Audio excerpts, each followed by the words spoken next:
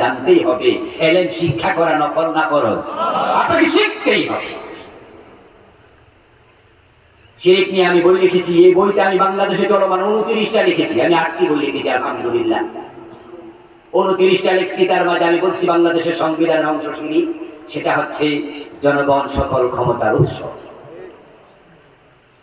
আমার সংবিধান সাবরেন্টির মালিক জনগণকে বানিয়েছে, অথচ সার্বভৌমত্বের মালিক একমাত্র কে? আন্নাল কুওয়াতা লিল্লাহি জামিআ। পবিত্র কোরআনের ঘোষণা হচ্ছে সকল ক্ষমতার মালিক আল্লাহ। সংবিধান বলেছে জনগণ ক্ষমতার মালিক। কোরআনে আছে কুলিল্লাহুম্মা মালিকাল মুলক তুতিল মুলকা মান তাশা। ও নবী আপনি বলুন, ও রাজাদিরাজ আল্লাহ, ক্ষমতা তোমার হাতে, তুমি ক্ষমতার মালিক। মালিকাল মুলক তাবারাকাল্লাযী বিয়াদিহিল মুলক। বরকতময় তিনি যার হাতে রাজত্ব।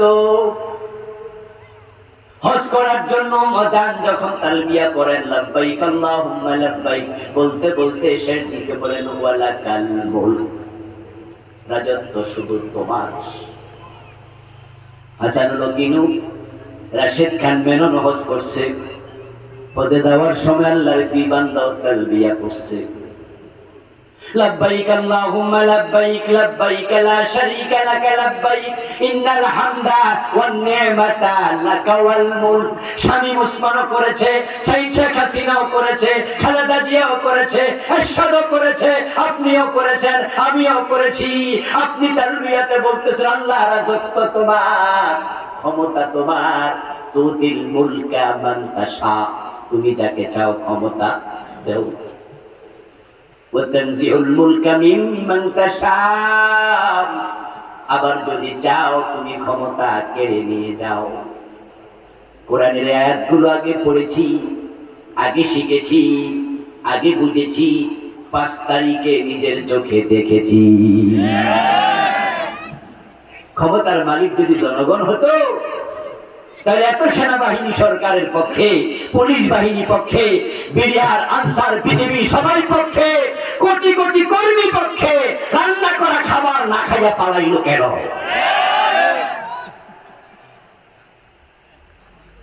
যেখানে আমাদের দেশে গত 15 বছর একজন কনস্টেবল পুলিশে নিয়োগ দেওয়ার আগে যাচাই করা হতো, ইনভেস্টিগেশন করা হতো সে কোন দল করে। আমার প্রিয় ভাইরা, মাদ্রাসা শিক্ষিত লোকদেরকে সেনাবাহিনীতে অফিসার পোস্টে চাকরি দেয় নাই। দাখিল সার্টিফিকেট দেখেছে সরে। গত 15টা বছরে সেনাবাহিনী যত অফিসার নিয়োগ দিয়েছে, মাদ্রাসার পড়ুয়া একজন আছে কিনা সন্দেহ, একটা লোক। আর সেনাবাহিনী পুলিশ অফিসার দূরের কথা, ইসলামিক স্টাডিজ নামে একটা সাবজেক্ট আছে না? কলেজগুলোতে পড়ায় ইসলামিক স্টাডি। সরকারি গভর্নমেন্ট কলেজে গত 10-15 বছরে একজন শিক্ষক নিয়োগ দেয় নাই। বিসিএস পরীক্ষা ইসলামিক স্টাডিজের কোটাটাই রাখে তাই। আপনারা বলবেন যে আমরা ইসলামের পক্ষে। সারা দেশে আপনারা 500 মডেল মসজিদ বানিয়ে আমাদেরকে বুঝাচ্ছেন আপনারা ইসলাম ভালোবাসেন। আপনারা চিৎকার দিয়ে বলছেন যে আমাদের নেতা ইসলামী ফাউন্ডেশন বানিয়েছে, আমরা আলেমদেরকে ভালোবাসি। ইসলামিক স্টাডিজে শিক্ষক নিয়োগ বন্ধ কারা রেখেছে? জাতীয় বিশ্ববিদ্যালয়ের প্রক্টর, এখন তিনি ডিরেক্টর। আমাদের কুমিল্লার সন্তান, নাম আমি বললাম না। কিছুদিন আগে আমার মসজিদে জুমা পড়ে আমাকে বললেন যে হুজুর, সাবেক সরকারের ছাত্র, তাদের ছাত্রদের নেতা, সিনিয়র মোস্ট দুজনের একজন, সভাপতির পরের পোস্ট সেক্রেটারি দেন, তার আপন ভাগিনা কুষ্টিয়া বিশ্ববিদ্যালয় থেকে ইসলামিক স্টাডিজ অনার্স করেছে, আল কোরআন বা দাওয়া দিয়ে যে কোনো একটা মাস্টার্স করেছে।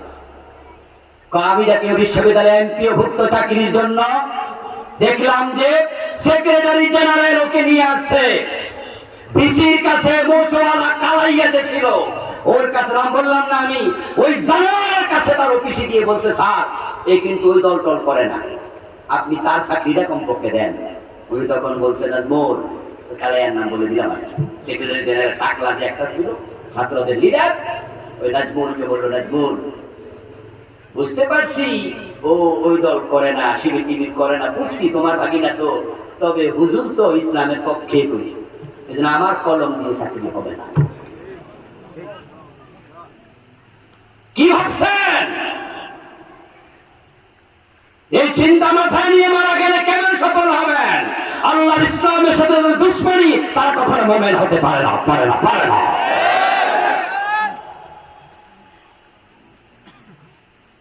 জনগণ সকল ক্ষমতার উৎস নয়, এই কথা কোনোদিন আর বলবেন না।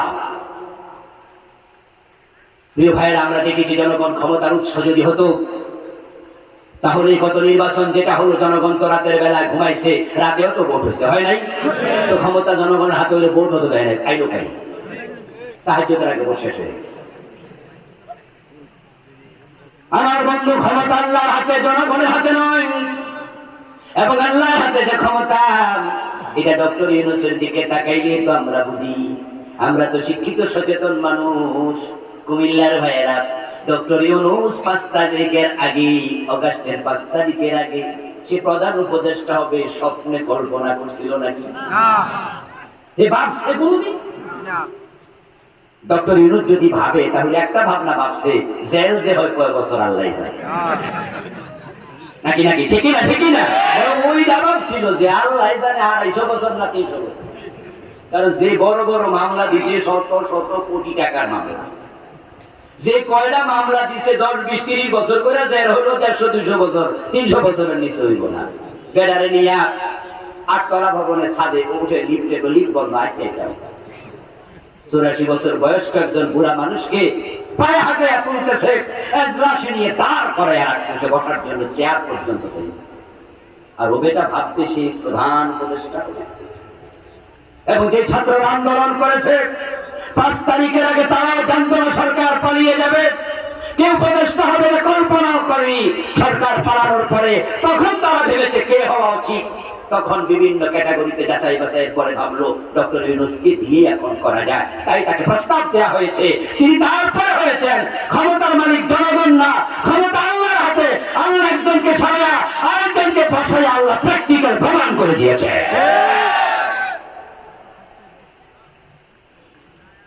শিরিক আজকে আমাদের সিলেবাসের অংশ। আপনারা প্রাইমারি সিলেবাসে দেখবেন একটা স্লোগান পুরো জাতিকে নষ্ট করে দিচ্ছে, হোস্টেল বানিয়ে দিচ্ছে। ওই স্লোগানটা হচ্ছে ধর্ম যার যার, উৎসব সবার। আজ থেকে 20 বছর পিছনে যান, এই স্লোগান বাংলাদেশে ছিল না। শুধু ইন্ডিয়াকে খুশি করার জন্য স্লোগান ঢুকিয়েছে, হিন্দুদের ভোট পাওয়ার জন্য স্লোগান শুরু করেছে। হিন্দুদের সাথে আমাদের কোনো বৈরিতা নেই। বাংলাদেশের হিন্দুরা আমরা একই বাজারে তরকারি খাই, হিন্দুদের দোকানে আমরা খরচ করতে কুণ্ঠিত হই না। হিন্দু সেলুনে আমরা চোখ বন্ধ করে গলা দিয়েছি, আমাদের গলা শেপ করে দেয়, আমরা ভয় পাই না, অবিশ্বাস করি না।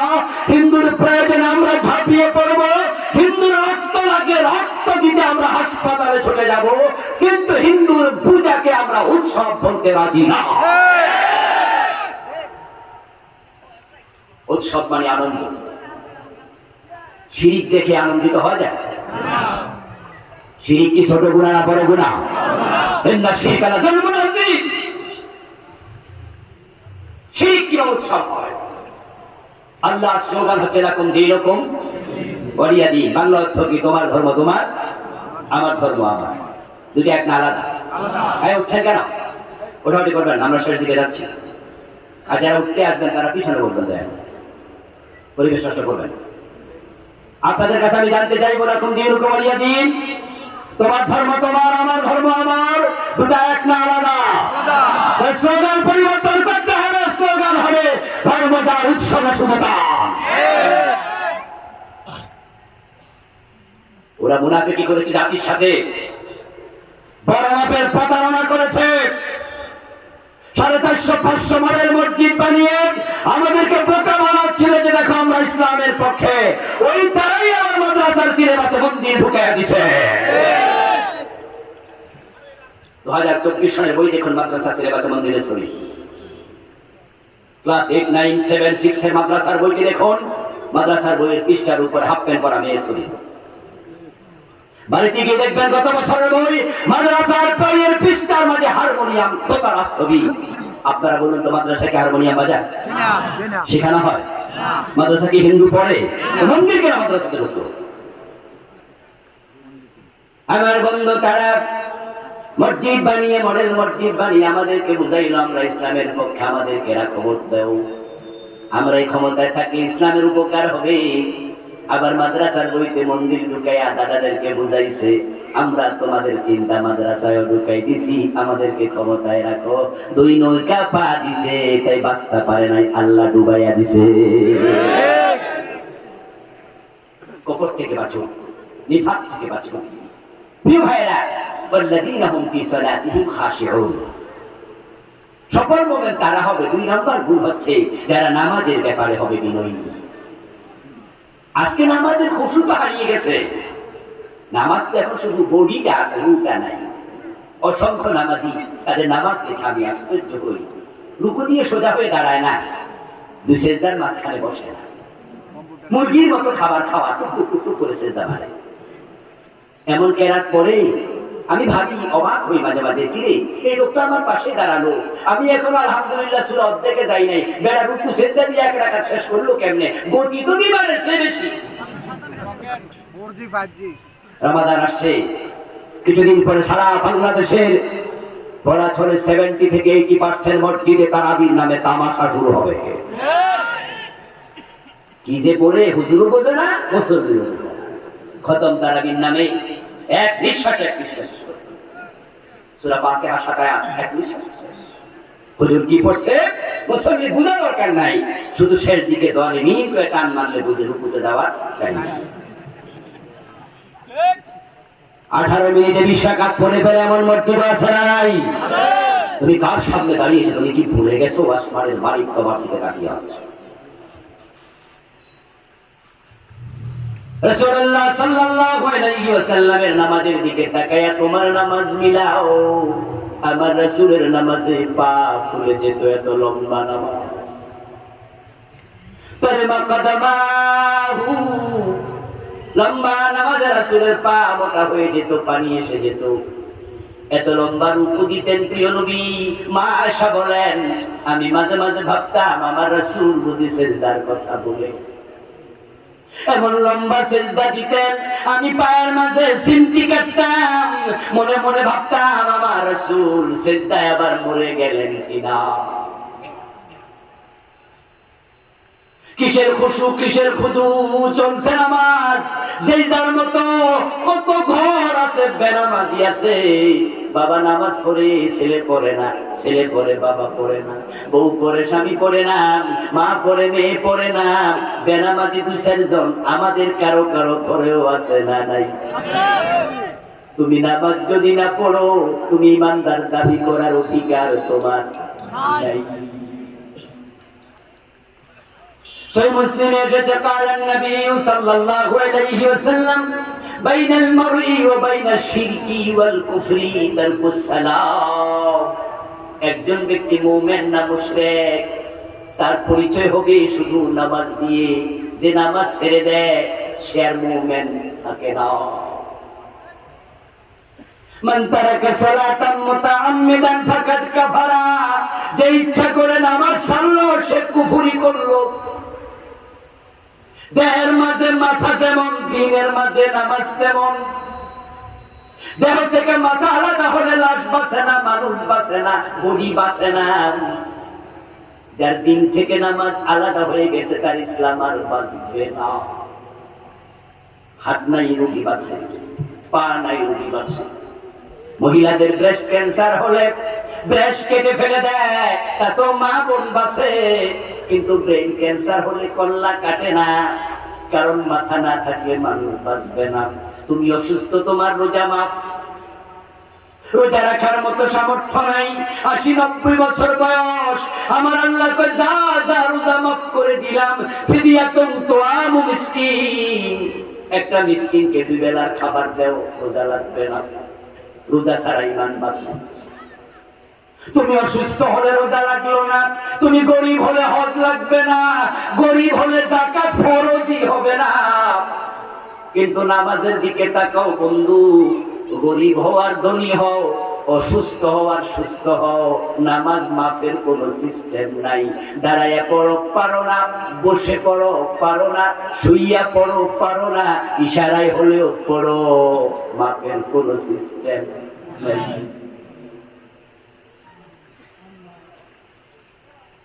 সেন্ট মার্টিন দেখার জন্য টেকনাফ রওনা দিলেন। টেকনাফ থেকে লঞ্চে উঠে সেন্ট মার্টিন যাবেন। 40-50 মিনিট পর সমুদ্রে লঞ্চ যখন আগাবে, দেখবেন তাকাইয়া ডানে বামে সামনে পিছে পানি ছাড়া কিছু নাই। ঘরবাড়ি পাহাড় পর্বত কিছু দেখা যায় না। ওখানে যদি লঞ্চটা ডুবে যায়, নামাজের ব্যাপারে শরীয়তের বিধান কি? আমরা যারা সাঁতার জানি, আমরা তখন সাঁতার কাটতে শুরু করবো। কোন দিকে তীর এটা আমি জানি না, কিন্তু বাঁচার জন্য যুদ্ধ চলছে, জীবন মৃত্যুর সন্ধিক্ষণে আছি। আমি সাঁতার কাটা অবস্থায় দেখতে পেলাম সূর্য ডুবে যায়, মনে পড়ে গেল আসর করি নাই। শরীয়তের মাসআলা হলো হুঁশ আছে যতক্ষণ নামাজ ফরজ ততক্ষণ। তখন সাঁতার কাটতে কাটতে তখনও ইশারায় আসর পড়তে হবে, ওই কঠিন সময়ও নামাজ মাপ নাই। আরে মা কাজাই তো করা যাবে, আপনি কাজাও করতে পারবেন তখন করুন, কারণ কাজা হবে মাত্র 3 কারণ। এক কারণ ভুলে গেছে, আরেক কারণ ঘুমাইয়া থাকে। ভুলে গেছেন নামাজ, স্মরণ হলে পড়ে নেন, কাজা গ্রহণযোগ্য। ঘুমিয়ে আছেন টের পান নাই, জেগে উঠেছেন পড়ে নেন, কাজা গ্রহণযোগ্য। আরেকটা হলো স্বাভাবিক ভাবে বেহুশ ছিলেন, হুশ এসেছে পড়ে নেন। কিন্তু আপনার হুঁশ যদি থাকে, সাঁতার কাটা অবস্থায় পড়ো, তখন আল্লাহর নামাজ মাফ নাই। মায়ের প্রসব বেদনা শুরু হয়েছে, দাঁড়ালেও ব্যথা, বসলেও ব্যথা। প্রসব বেদনার ব্যথা যে কি পরিমাণ, এটা আমরা পুরুষরা জানি না। কোরআনে আল্লাহ প্রসব বেদনার কথা কোরআনে বলেছেন। حملته أمه كرها ووضعته كرها وحمله وفصاله 30 شهرا। মায়ের প্রসব বেদনা অবস্থায় যদি নেফাসের রক্ত না ভাঙে, মাসালা হলো তখনও নামাজ পড়তে হবে। পারবে না দাঁড়িয়ে বসে পড়বে, পারবে না শোয়া দাও শুয়ে পড়বে। আইসিইউতে আছেন, অনেকগুলো যন্ত্র লাগায় আছে, ডাক্তার বলেছে নড়াচড়া করা যাবে না। শরীয়ত বলে তাহলে তাকে ওযু সেখানে করাও, ওযু করতে পারবে না তায়াম্মুম করাও, সেখানেও নামাজ মাফ নাই। আগুন লেগেছে, পুরো বডি পুড়ে গেছে, ডাক্তার ব্যান্ডেজ করে আপনাকে প্যাকেট বানিয়ে ছেড়ে দিয়েছে, দেখতে মনে হয় একটা জ্বলন্ত লাশ, কাপন করা লাশের মতো। শরীয়ত বলবে পানি ছুঁইতে পারো না, তায়াম্মুম করো, তখনও মাফ নাই। والذين هم للزكاة فاعلون। সফল হতে চান, যাকাত দেবেন কড়ায় গন্ডা হিসাব করে করে। والذين هم عن اللغو معرضون। অপ্রয়োজনীয় কথা কাজ থেকে নিজেকে বাঁচিয়ে রাখবেন। والذين هم لأماناتهم وعهدهم راعون। আমানত কখনো খেয়ানত করবেন না, ওয়াদা কখনো ভঙ্গ করবেন না। والذين هم لفروجهم حافظون। জিনা ব্যভিচারে লিপ্ত হওয়া যাবে না।